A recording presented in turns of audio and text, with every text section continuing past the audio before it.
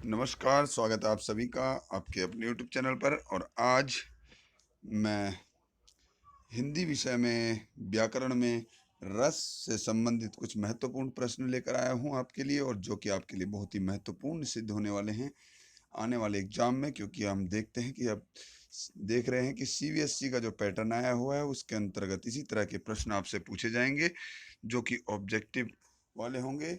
4 option आपको दिए जाएंगे, जिनमें से एक आपको टिक करना होगा, ओएमआर सीट में उसे भरना होगा। तो ध्यान से देखिए, सीबीएसई के लिए भी है और अन्य एग्जामों के लिए जिनमें रस से संबंधित प्रश्न पूछे जाते हैं, उन सभी के लिए महत्वपूर्ण होने जा रहा है। चाहे वह टीजीटी पीजीटी का हो, चाहे आपका किसी भी कॉम्पिटिटिव एग्जाम हो, आपका जो प्रतियोगी परीक्षाएं हैं उनसे संबंधित हो। तो चलिए ज़्यादा देर न करते हुए शुरू करते हैं वीडियो को। इस वीडियो को अंत तक देखें और इस अंत में कमेंट बॉक्स में यह भी ज़रूर बताएं कि आपको यह वीडियो कैसा लगा, और आगे भी इस तरह के वीडियो मैं बनाऊं या नहीं बनाऊं, इससे संबंधित भी आप बताइएगा। तो चलिए शुरू करते हैं। इसमें पहला प्रश्न है, रस सिद्धांत के आदि प्रणेता के रूप में किसे माना जाता है? तो ऑप्शन 1 है भरत मुनि, दूसरा 2 है भामा, 3 है कुंतक, 4 है पंडित जगन्नाथ। तो चलिए आप कमेंट बॉक्स में कर सकते हैं अब भी। और चलिए मैं आपको उत्तर बता देता हूँ। इसका सही उत्तर होगा भरत मुनि। तो ये हमारे आदि रस सिद्धांत के आदि प्रणेता हैं। प्रश्न नंबर 2 है, रस डैश प्रकार के हैं? तो आपको इस तरह से भी प्रश्न आ सकता है कि डैश डाल सकते हैं, एक रिक्त स्थान भरने की दे सकते हैं, और उसमें 4 ऑप्शनों में आपको ये उत्तर दे सकते हैं। कोई सा भी एक आपको उत्तर जो आपका सही होगा उसे आपने चुनना है। तो पहला है का वाला है 8, ख है 7, ग है 9, घ है 10। तो चलिए इसका उत्तर सही उत्तर होगा ग 9। तो रस के 9 प्रकार होते हैं। प्रश्न नंबर 3 है, रस के अंतर्गत स्थायी भाव की संख्या है? तो जो रस में स्थायी भाव है उनकी संख्या पूछा गया है। तो ऑप्शन जो हमारा क है वो है 9, ख है 10, ग है 11, घ है 12। तो इसका सही उत्तर होगा ग 11। अगला प्रश्न है हमारा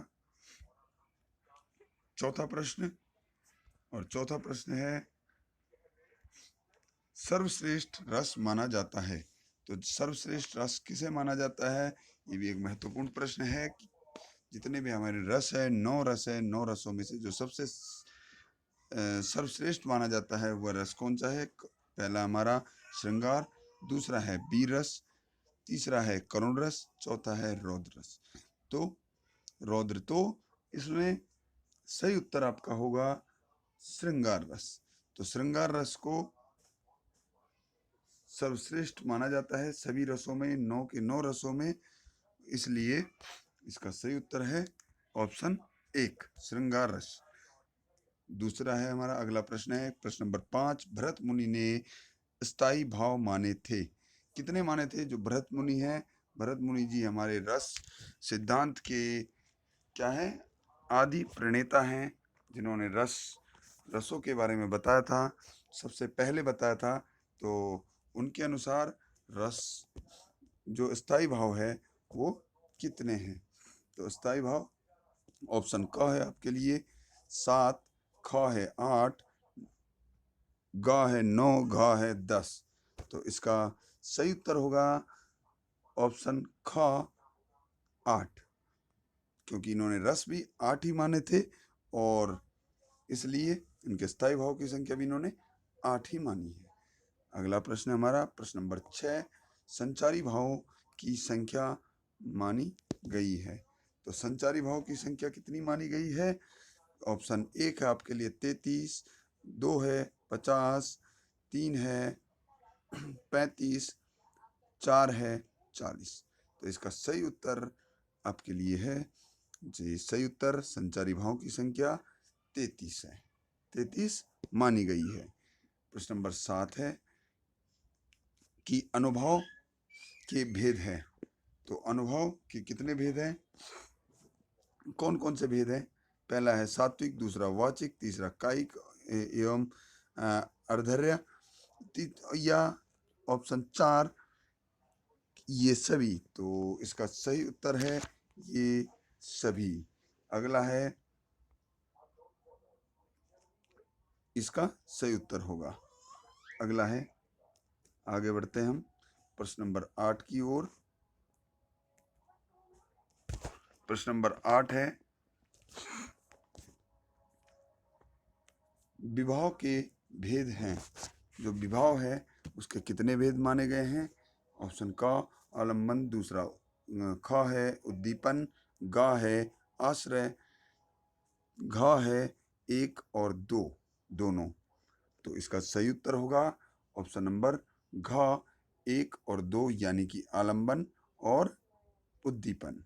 तो ये दोनों सही है आपके। प्रश्न नंबर 9 है कि रसोत्पत्ति में आश्रय की चेष्टाओं को कहते हैं। प्रश्न नंबर 9 जो है उसमें कहा गया है कि रसोत्पत्ति में आश्रय की चेष्टाओं को कहते हैं। तो इसका ऑप्शन 1 है उद्दीपन, दूसरा है 2 है अनुभव, तीसरा है विभाव, चौथा है आलम्बन। तो इसका सही उत्तर होगा अनुभव। प्रश्न नंबर 10 है, हिंदी साहित्य में 9वां रस कौन सा है? यानी कि 8 तो भरत मुनि जी ने बता दिए थे, लेकिन जो 9वां रस है वह कौन सा रस इनमें शामिल किया गया है? तो ऑप्शन 1 है शांत, 2 है वात्सल्य, 3 है करुण, 4 है भक्ति। तो इसका सही उत्तर है शांत रस। तो शांत रस जो है वो 9वां रस है और ये बाद में जोड़ा गया। चलिए आगे बढ़ते हैं अगले प्रश्न की ओर। प्रश्न नंबर 11 आपके लिए। प्रश्न नंबर 11 है, वैराग्य होने पर किस रस की उत्पत्ति होती है? तो जब वैराग्य हो जाता है, कोई बैराग में खो जाता है, तो कौन सा रस वहाँ पर होता है? तो बैराग में ऑप्शन देते हैं।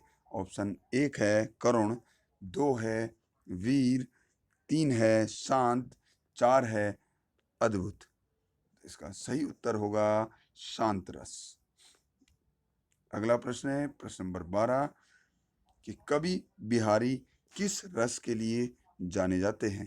तो जो हिंदी साहित्य के एक महान कवि हैं, बहुत ही प्रसिद्ध कवि हैं बिहारी जी, वे किस रस के लिए जाने जाते हैं? उनकी जो रचना है बिहारी सतसई, बहुत ही प्रसिद्ध रचना है। तो उसी में सबसे ज़्यादा देखा जाता है कि कौन से रस के वे कवि माने जाते हैं। ऑप्शन देते हैं, पहला है वीर, दूसरा करुण, तीसरा अद्भुत, चौथा श्रृंगार। तो चलिए इसका सही उत्तर मैं दे देता हूँ। इसका सही उत्तर है श्रृंगार रस के। प्रश्न नंबर 13 है कि वीर रस का स्थायी भाव है। अब यहाँ पर वीर रस का हमें स्थायी भाव बताना है। तो वीर रस, इसके लिए ऑप्शन है उत्साह, दूसरा क्रोध, तीसरा विस्मय, चौथा हास्य। तो इसका सही उत्तर होगा उत्साह। यानी कि जो वीर होते हैं जब वो युद्ध करने जाते हैं तो उनके अंदर क्या होता है? उत्साह होता है, उत्साह भरा होता है, इसलिए वे वीर होते हैं। अगले आगे देखिए प्रश्न नंबर 14 है कि भय की अनुभूति कराने वाला रस है। तो जो भय है उसकी अनुभूति किस रस से होती है? तो ऑप्शन 1 है वीर, 2 है विभत्स, 3 है रौद्र, 4 है भयानक। तो जो भय है वो किसकी अनुभूति कराता है? वो कौन सा रस है? वो भयानक रस। चलिए अगले प्रश्न की ओर बढ़ते हैं। प्रश्न नंबर 15 है, रौद्र रस का स्थायी भाव है। तो रौद्र रस का स्थायी भाव जो है, ऑप्शन देता हूं आपको। पहला है शोक, दो है क्रोध, 3 है उत्साह, 4 है विस्मय। तो जो रौद्र रस है उसका स्थायी भाव होगा। आपको उत्तर मैं बता देता हूँ, उत्तर है क्रोध। चलिए, और इस वीडियो का आखिरी प्रश्न आपके लिए, और इस प्रश्न को मैं आपके लिए छोड़ता हूँ। इस प्रश्न का उत्तर आपको स्वयं देना है। 15 प्रश्न इसमें रखे गए हैं और ये 16वां है आपके लिए होमवर्क के लिए है। इसका उत्तर आप सभी ने कमेंट बॉक्स में ज़रूर लिखना है, तो इसका उत्तर ज़रूर दें। प्रश्न है, सर्वश्रेष्ठ रस माना जाता है, तो सर्वश्रेष्ठ रस कौन सा माना जाता है, इसका उत्तर कमेंट बॉक्स में दें। तो चलिए मिलते हैं अगली वीडियो में, तब तक के लिए नमस्कार, जय हिंद, जय भारत।